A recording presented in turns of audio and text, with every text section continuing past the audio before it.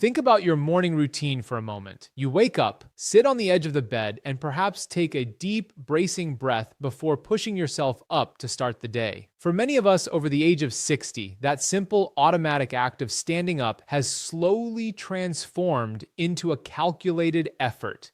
You might feel a lingering ache in your knees, a strange stiffness in your lower back, or a sense of profound heaviness in your thighs.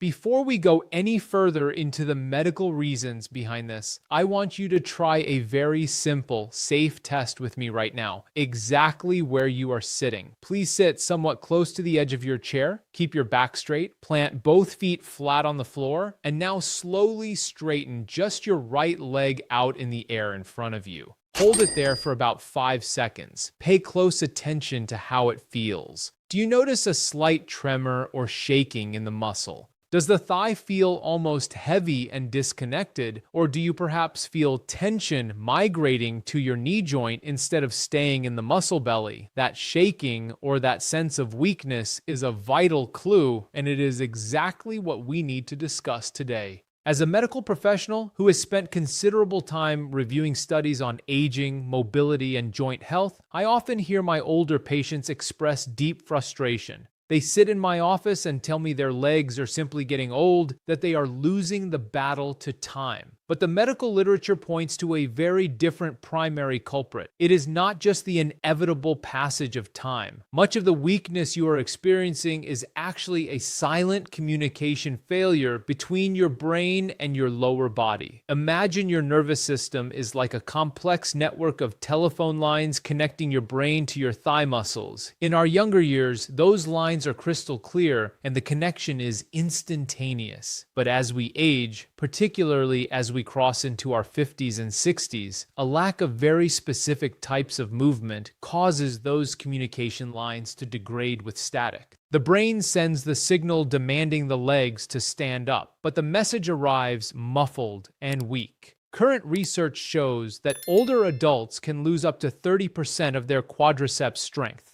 Not because the physical muscle tissue has completely vanished, but because the central nervous system has quietly disconnected from those muscle fibers. This is predominantly a wiring problem, a neuromuscular disconnect, rather than simply an aging problem. The traditional fitness advice given to older adults is often deeply flawed. Well-meaning trainers might tell you to push through the pain, head to the gym, and do heavy squats or push heavy weights on leg press machines. But for a body that has navigated 6 decades of life, that approach is often counterproductive and even harmful. It forces heavy loads onto joints and cartilage that are already experiencing wear and tear, and it completely bypasses the vital internal work of repairing that damaged neurological phone line. We do not need to grind your joints down. We need to gently and deliberately rebuild that neuromuscular trust. To achieve this safely, I am going to share a precise sequence of physiological movements designed specifically for older bodies. These movements intentionally bypass heavy, painful squats entirely. We will structure our approach as a countdown of the 3 most critical functional areas of your lower body that need rewiring, starting with number 3, your lateral stability and foundational grounding.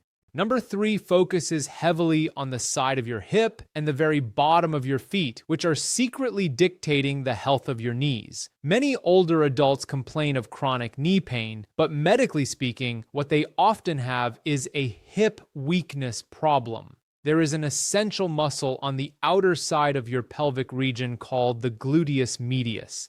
It acts as the primary steering wheel and stabilizer for your leg. When it becomes dormant, your knee subtly collapses inward with every single step you take around the house. That tiny inward collapse creates daily friction, leading to inflammation and pain. To fix this at the anatomical root, We use a seated band abduction. You simply sit upright near the edge of a sturdy chair, place a very light, stretchy resistance band just above your knees, and slowly push your knees outward against the tension. Hold that outward press for 2 full seconds. You must resist the urge to let the band violently snap your knees back together. The therapeutic magic happens in the slow, controlled return. Because you are seated, there is no balance risk and absolutely zero downward compression on your spine or knees. Alongside this, we must rebuild your foundation with a deficit calf raise. Standing tall with your hands lightly resting on a wall or a heavy dining chair for balance, position the balls of your feet on a thick, stable book or a low step so your heels hang off slightly. Lower your heels slowly until you feel a gentle stretch in the back of your ankle. Pause for a moment and then push up onto your toes. This complete range of motion sends a direct neurological signal to strengthen the Achilles tendon, which translates directly into firmer, more grounded steps when you walk, severely reducing your risk of tripping over uneven sidewalks or rugs. Moving forward to number 2, we must systematically awaken the sleeping giants in the back of your legs.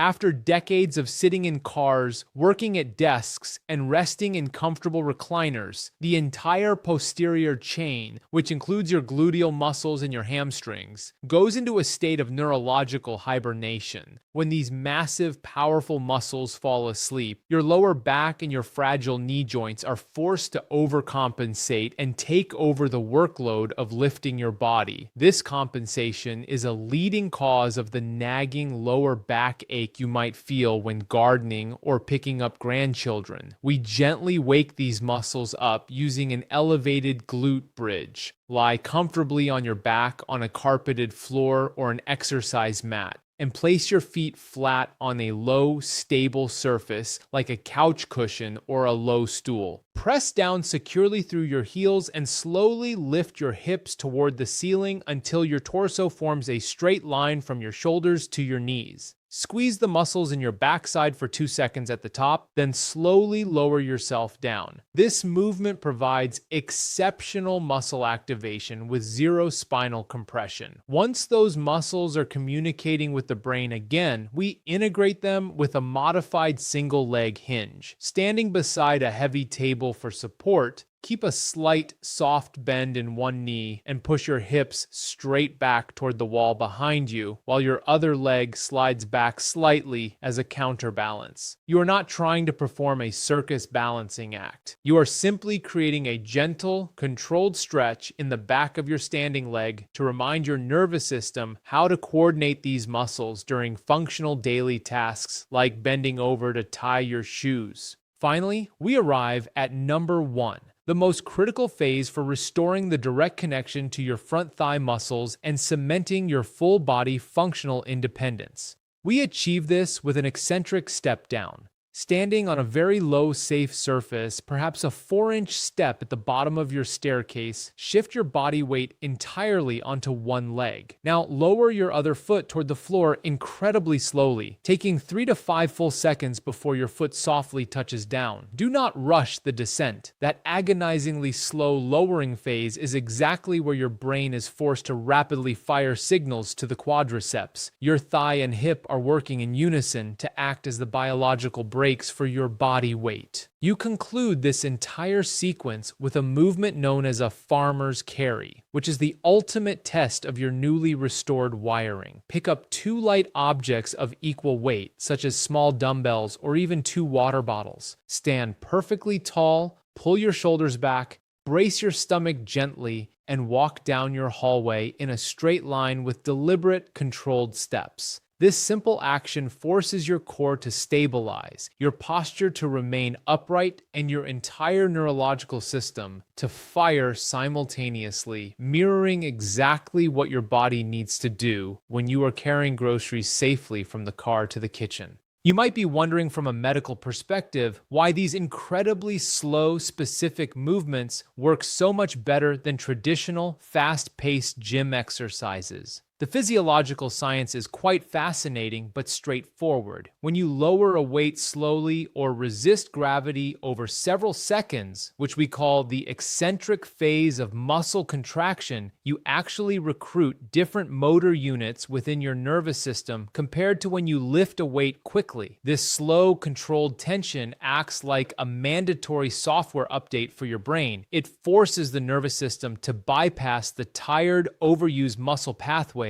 and actively seek out and recruit dormant muscle fibers that have been ignored for years. I highly recommend running through this gentle sequence 3 times a week. For the first week, focus entirely on slow control using only your body weight. By the second week, try to hold the difficult positions for 1 second longer. By the third week, you might feel ready to hold a very light weight. As a token of my appreciation for you taking your health seriously and staying with me through this explanation, I want to leave you with 2 bonus tips. First, please adopt this simple daily habit. When you are walking, make a conscious effort to strike the ground with your heel first, and then roll smoothly through to push off your toes. It instantly improves your posture and engages the correct muscles. Conversely, I urge you to stop the harmful habit of violently rocking your torso back and forth to generate momentum when trying to stand up from a deep chair. Plant your feet securely, lean forward slightly, and demand that your leg muscles do the work they were designed to do. If this medical, joint-friendly approach to rebuilding your physical independence resonates with you, please consider saving this video so you can easily find it later and share it with a friend or spouse who might also be struggling with joint pain or weakness. Please let me know down in the comments which specific movement you are going to practice first today, and remember to subscribe to the channel for more calm, medically sound guidance tailored exactly for your stage of life. I look forward to supporting you in our next conversation.